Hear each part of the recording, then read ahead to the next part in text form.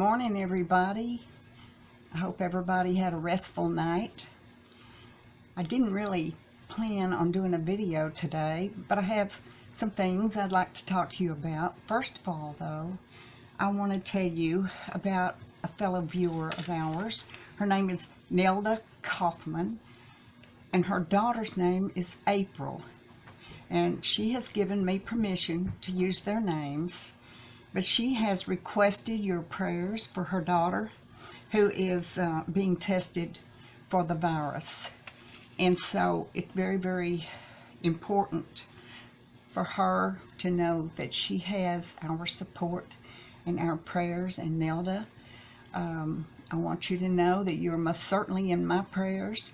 I have put your request on our community page, and I've already had some wonderful responses from our sweet viewers for you, and some prayers are already going out for you, and I wish you all the best.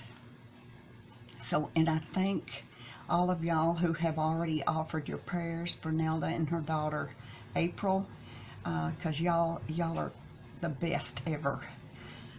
So today is a day that I wanted to talk to you about. It's kind of a time for me that I guess I won't ever forget at this time in September. 2 years ago,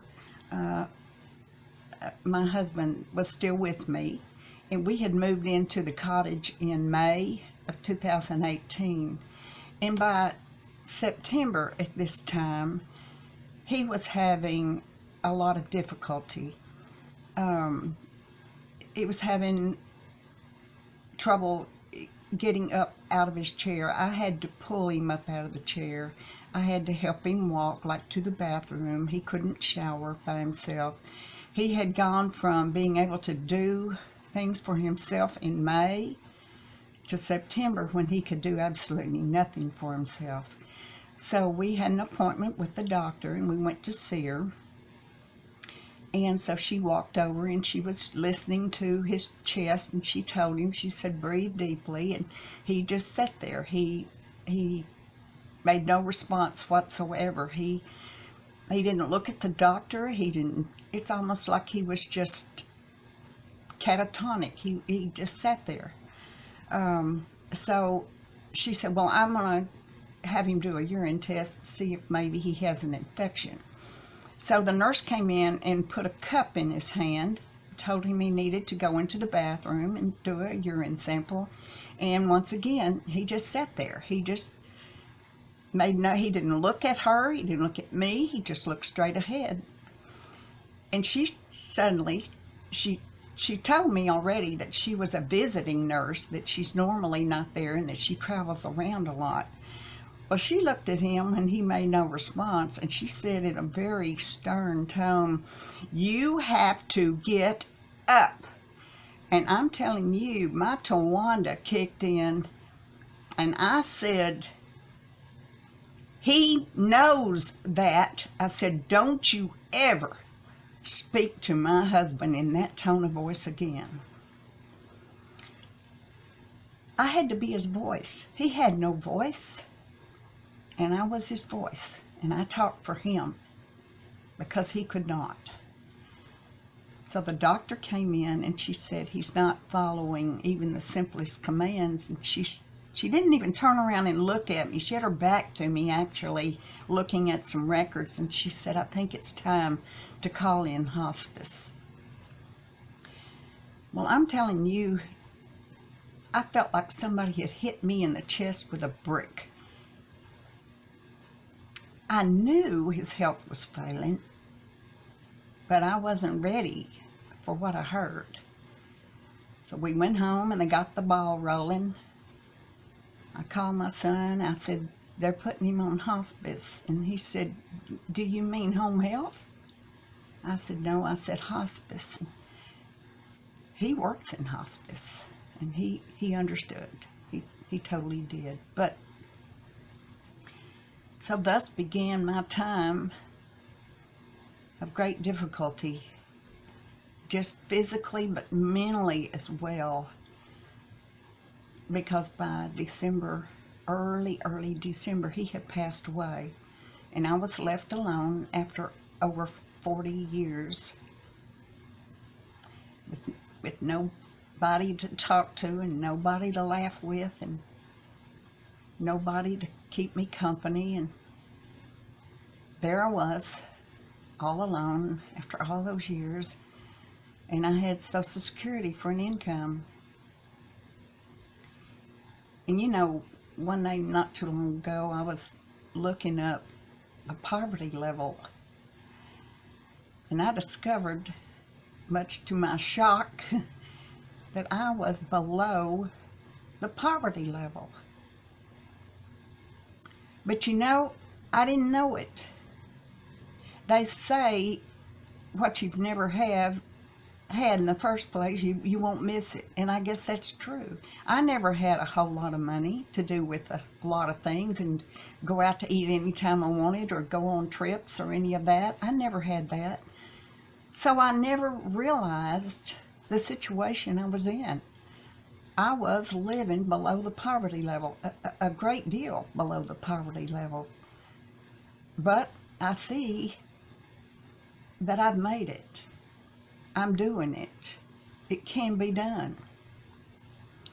And sometimes it's more difficult than other times, especially in the really, really hot periods of summer or the very cold periods of winter when you need your energy, your power much more to heat and cool your homes. So you have to scramble to do away with something or to cut down on something so that you can pay for those things. You have to have those things. But like I said, it can be done, and I've been doing it, and it's coming up on 2 years. It will be 2 years in December since he has no longer been with me, and I've managed. And like I said, it's not always easy, but we have to do what we have to do when we don't have any other choice. But I have discovered that I am not lonely. I thought I would be. But all my life, I have been pretty much a loner in the first place. Even when I was a baby, I preferred to play by myself rather than play with anyone else. Of course, we lived in the country. I didn't have neighbors that had kids. So I had to be inventive.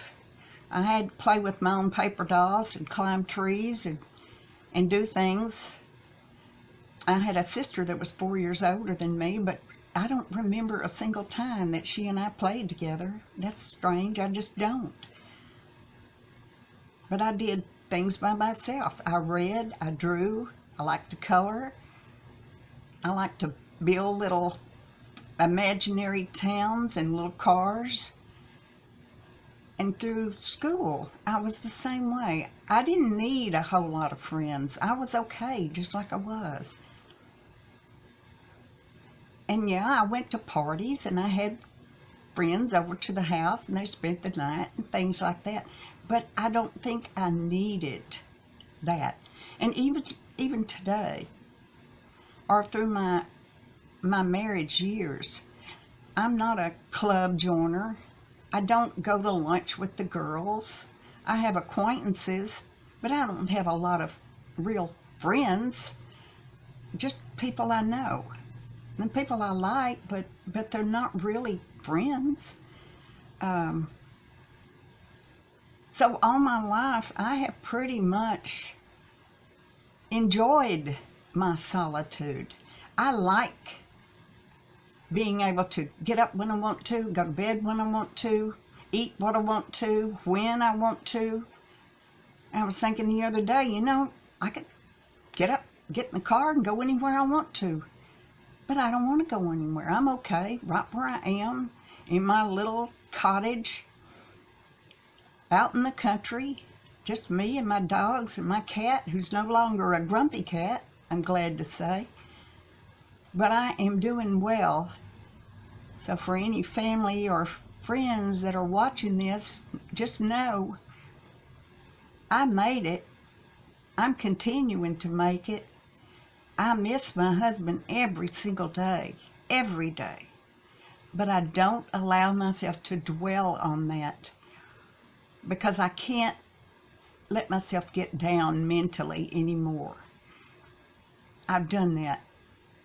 I have grieved, and sometimes I still do grieve, but I have to take charge of my life. And I think I've done a pretty darn good job of it because I've learned how to cut corners. I've learned that I really don't need a whole lot of people to make me happy. I love my life just like it is right now. And if I could go back and have my husband back, you bet your life I would do that. But I can't. So I have to go ahead and do what I can for the time I have left on this earth. If you're in the same situation, you can do it too. It takes a bit of getting used to, but you can do it. And you can have a pretty useful, happy life just being you. I hope you all have a wonderful day. I hope our Lord is good to you. Thank you for joining me today for coffee. I'll see you soon. Bye-bye.